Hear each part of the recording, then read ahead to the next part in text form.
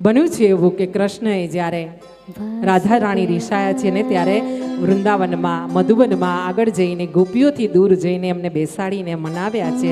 આગળ થોડા ચાલ્યા છે ને ત્યારે એમના બે જણના પગલાં આ રમણ રેતી જે ચાલી રહ્યા છે ને મધુબનમાં એમાં રેતીમાં બે જણના પગલાં એટલે 4 પગ બતાવી રહ્યા છે અંદર અને પગલાંની છાપ બતાવી રહ્યા છે.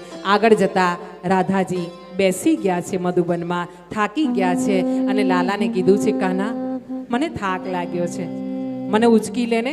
ત્યારે ભગવાને રાધાજીના પગ દબાવ્યા છે. હા, જો કાનો પગ દબાવતો હોય તો પરિવારના વ્યક્તિના પગ દબાવવામાં આપણને શરમ આવવી જોઈએ? ક્યારેય નહીં. હા, કારણ પતિ ને પત્ની છે ને સિક્કાની બે બાજુ છે. બંનેમાંથી એક ઓછા હોય ને તો ક્યાંય કશું ચાલી ના શકે.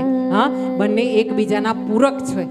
હા, અને જ્યારે આ ઉંમર આવે ને કે 40થી ઉપર જાય ને ત્યારે પતિને પત્નીની જરૂર પડે, પત્નીને પતિની જરૂર પડે અને આ બે જણાએ એકબીજાની હૂંફના સહારે જીવન ચલાવવાનું હોય છે. કેમ કે બાળકો તો આ પંખીનો માળો, એને પાંખો આવશે ને બાળકો ઉડી જશે, છેલ્લે રહેશે કોણ? હૂતો ને હૂતી, ચકો ને ચકી.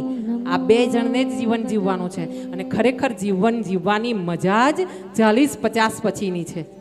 જો તમારામાં ને મારામાં બુદ્ધિ હોય, સદબુદ્ધિ હોય ને પતિ પત્ની સાથે હોવ તો હા, આ આનંદના સમય છે.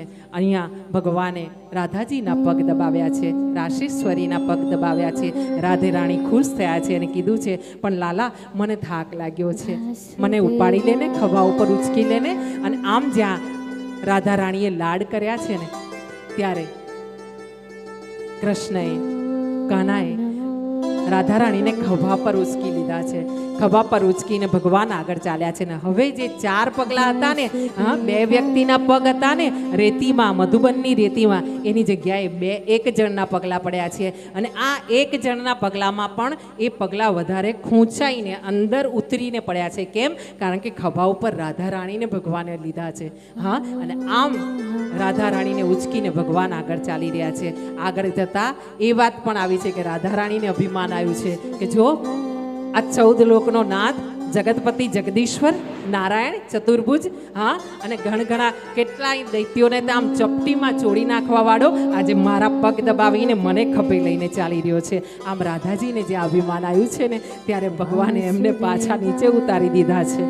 આ બાજુ ગોપીઓ ભગવાનને શોધવા માટે ચાલી રહી છે અને બધે વીરાની વેદનામાં આંખમાંથી આંસુ વહેતા વહેતા ગોપીઓ બૂમ પાડી રહી છે, કાના કાના ક્યાં છે તું? હે કનૈયા, હે એ લાલા તું ક્યાં છે? જો અમે તારા વગર ના જીવી શકીએ, ક્ષણવાર પણ અમે તારા વગર ના રહી શકીએ. અને આમ ગોપીઓ વિરહમાં ગાંડીને ઘેલી થઈ છે. કહેવામાં આવ્યો છે કે અહીંયા ગુણીજનો કહી રહ્યા છે કે ગોપીઓ કૃષ્ણ જે કરે ને એ બધી એક્શન અને બોલી, એમાં આપણા ગુજરાત આમ કહીએ ને આપણી ભાષામાં, સાંસારિક ભાષામાં કંઈ મિમિક્રી, હા, એ કરી રહી છે. કોઈ ગોપી કૃષ્ણની જેમ આમ ફટકો કેડમાં બાંધીને ઊભી રહી છે અને આવીને હાથમાં વાંસળી પકડીને કહી રહી છે, હા રાધા રાધા.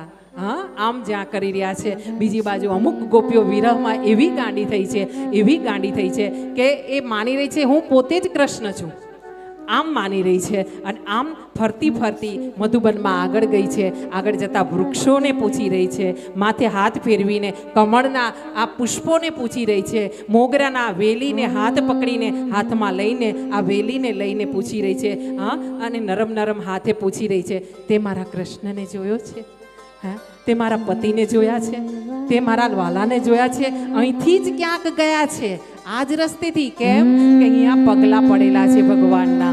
અને એમ પગલાં જોતી આગળ વધી છે. આગળ જતા એક વ્યક્તિના પગલાં છે અને ત્યારે ગોપીઓએ વિચાર કર્યો છે કે આપણામાંથી એક ગોપી જે છે એ ભગવાનની સાથે છે.